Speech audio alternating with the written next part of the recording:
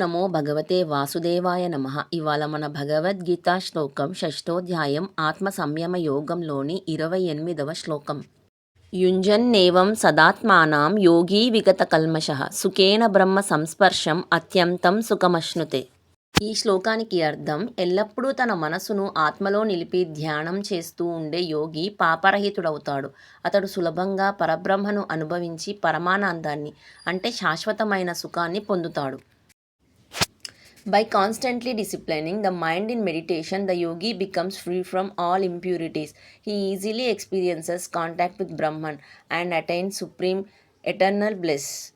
ఈ శ్లోకం ద్వారా మనం తెలుసుకోవాల్సింది ఏమిటంటే, నిజమైన ఆనందం బయట కాదు, మనలోనే ఉంది. ధ్యానం మరియు మనస్సు నియంత్రణ ద్వారా ఆ ఆనందాన్ని పొందవచ్చు.